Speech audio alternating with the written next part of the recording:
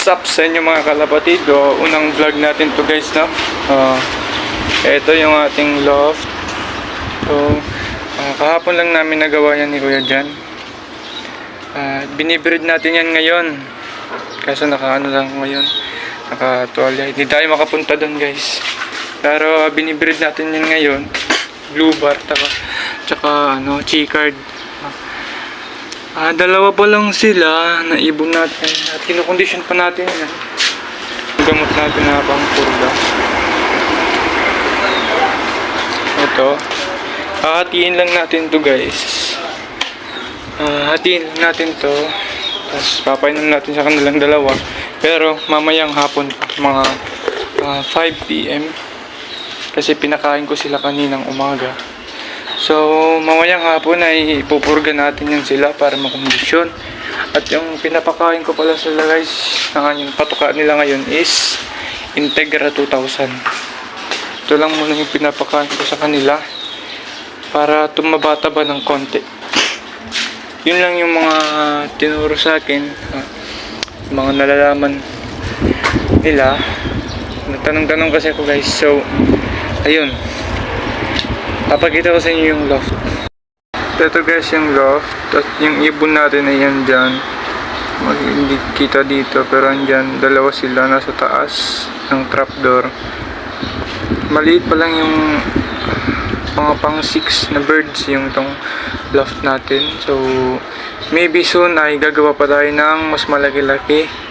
Or magdadagdag na lang tayo ng breeder's cage. Dahil may mga materials pa naman tayo dito. So, yun lang sa unang vlog natin. Nga pala, meron na ako dating dalawang ibon na inakay. Binili ko mga young bird pa kaso nawala.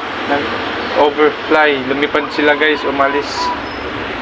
So, ito, bumili na lang ako ng breeder. Nag-breed ko na lang. Para maganda. So, yun. What's up mga kalapatid, no? Galing pa tayo ng school. Dahil may vacant tayo ng isang oras. Sakto lang. Oras ngayon is magpa 5 na yata. Ito guys, ang mga breeder natin guys.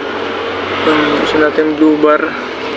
Ewan ko guys kung ano yung anong klaseng ibon to. Anong linya ng mga ibon na to guys. Pero teka guys, ito yung blue bar, ito yung cock dito guys. Nakaano yung pakpak niya kasi ano lang naman to siya, breeder. So hatiin muna natin sa dalawa tong gamot guys. Nahad natin gamot at kukunin natin yung breeder natin. Unahin muna natin itong blue bar dahil ito yung madali lang makuha. Akala mo malaki yung katawan eh, kaso ano siya dito guys, medyo payat talaga. Ano natin sa kanya guys,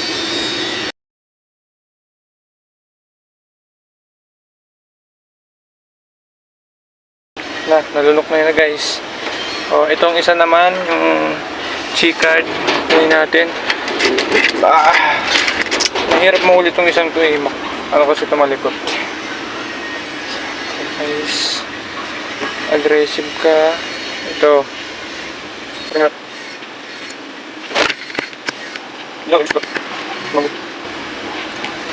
guys, at kasi natin sa kanila yung gamot.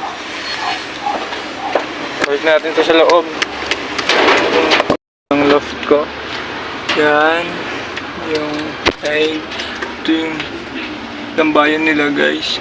Yun yung paitlugan. Yun yung lagay natin ng kanilang patuka. Pero hindi tayo maglalagay ng patuka ngayon dahil pinainom natin sila ng anti-bulati, Latigo 50. So guys, iinom na lang yan sila ng tubig. Doon na nga nagtatapos ang ating video. Huwag kalimutan mag-like at subscribe and leave a comment for more suggestions.